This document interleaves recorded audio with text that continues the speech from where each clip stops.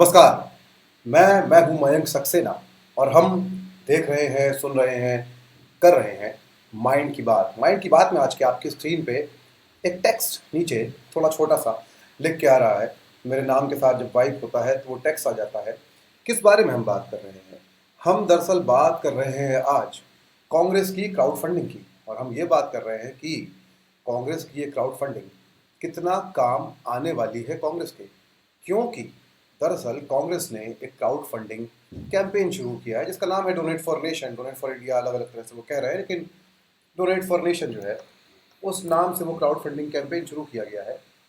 और उसके ज़रिए कांग्रेस जो है वो ऑनलाइन चंदा जो है वो मांग रही है अपने समर्थकों से या उन लोगों से जो लोग कांग्रेस का समर्थन करना चाहते हैं।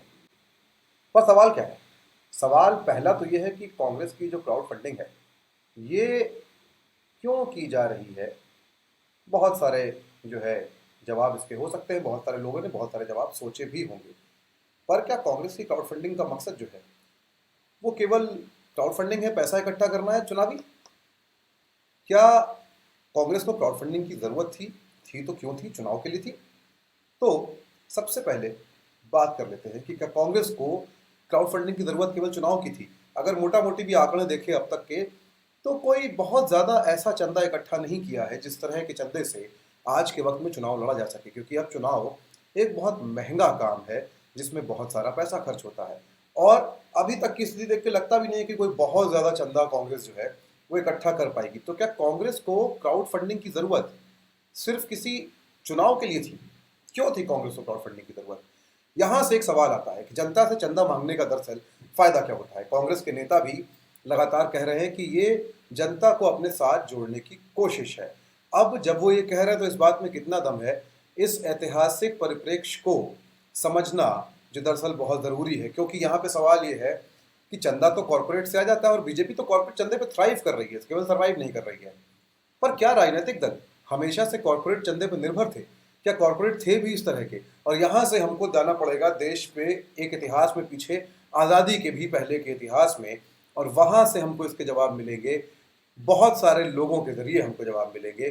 सबसे पहले अगर हम बात करेंगे तो हम गांधी की बात कर लेते हैं। गांधी गांधी जो है, क्या वो चंदा लेते थे कि नहीं लेते थे? गांधी जो है उन्होंने कांग्रेस के लिए सबसे पहले व्यापक पैमाने पे चंदे की शुरुआत की। चंपारण के जो आंदोलन था, उनका पहला सत्याग्रह नील की खेती के करने वाले किसानों के लिए, वहाँ भी चंदा मांगने जाते थे गांधी, उनके साथ ही जाते थे। और वहीं से गांधी को पहली बार पता चला था कि दरअसल महिलाएं जो है इस आंदोलन में इसलिए नहीं आ रही हैं क्योंकि उनके पास पहनने के लिए पूरे कपड़े या ढंग के कपड़े ही नहीं हैं। इसके अलावा गांधी ने अपने अनशनों के लिए, कांग्रेस के तमाम अलग अलग कामों के लिए जो है वो लगातार चंदा जो है वो इकट्ठा किया। और उस चंदे से ही बड़े बड़े आंदोलन किए गए, बहुत सारे कैंपेन चलाए गए। उसमें से अगर हम बात करना शुरू करें तो हम हैरान हो जाएंगे कि कितना सारा आपकी स्क्रीन पे कांग्रेस के अधिवेशन के लिए चंदा इकट्ठा किया गया। उससे अधिवेशन होते थे जो गांधी के सत्याग्रह थे तमाम, उनके लिए चंदा इकट्ठा किया जाता था आम लोगों से।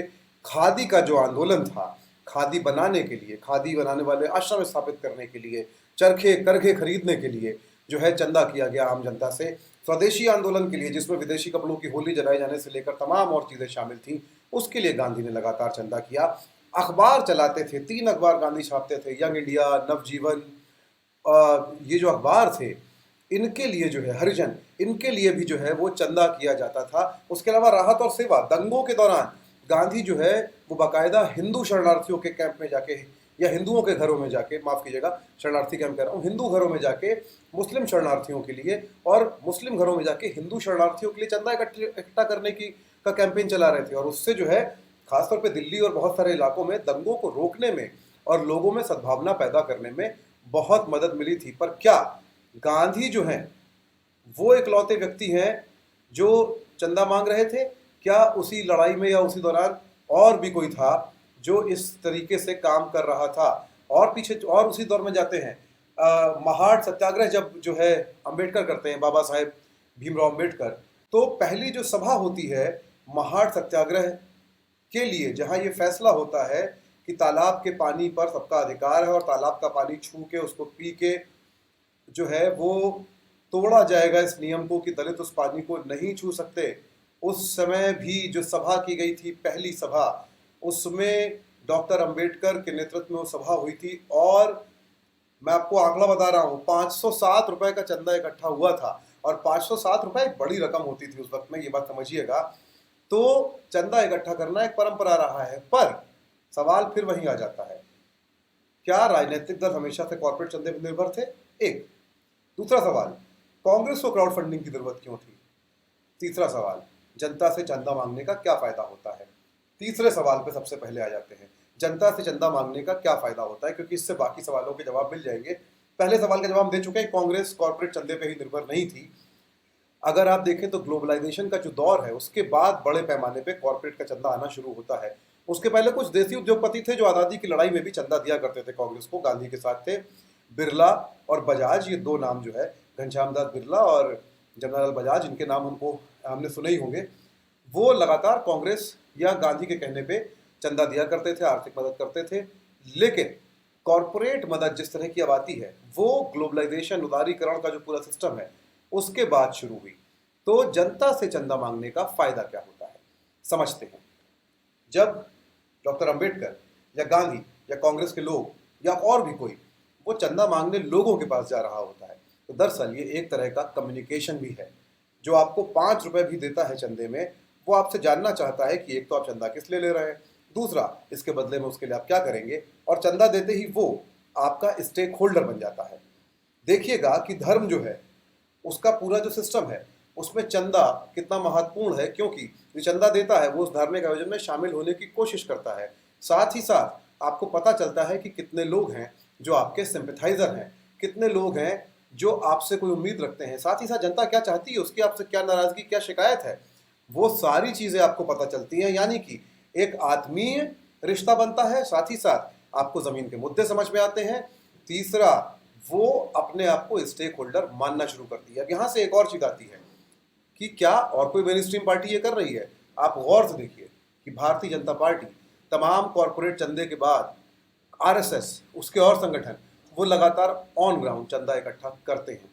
मिसाल के तौर पे अभी ही आप देखें कि पिछले 3 साल में अयोध्या मामले पे कोर्ट का फैसला आने के बाद घर घर झांक जाके आरएसएस के स्वयंसेवकों ने, विश्व हिंदू परिषद के कार्यकर्ताओं ने, यहाँ तक कि भाजपा के लोगों ने राम मंदिर के लिए चंदा इकट्ठा करना शुरू किया दोबारा से। यही नहीं, जब बाबरी मस्जिद गिराई थी उसके पहले जो पूरा प्रोसेस चल रहा था उसमें भी घर घर जाके चंदा इकट्ठा किया जाता था, और इसके जरिए जमीन पर अपनी पैठ बनाई, बढ़ाई और काबिज हुई जमीन पे भारतीय जनता पार्टी। अभी भी ये प्रोसेस लगातार चल रहा है और चलता रहता है, क्योंकि इससे आपके कार्यकर्ता, जो जमीनी कार्यकर्ता है, और आपके जो जमीनी नेता हैं, उनका संपर्क स्थापित होता है आम लोगों से। आपको पता रहता है कि वो क्या चाहते हैं, क्या सोचते हैं और कौन सी चीज़ है जिससे आपको फायदा मिलेगा। साथ ही साथ जैसा कि मैंने कहा, स्टेक होल्डिंग वाली बात वो जो है वो तैयार होती है, बनती है। तो दरअसल कांग्रेस जो है उसकी सोच सिर्फ ये नहीं है कि चंदा जो है उससे कोई पैसा है और चुनाव लड़ लिया जाए। लेकिन अब अगला सवाल है, क्या सिर्फ ऑनलाइन क्राउड फंडिंग मदद कर सकती है?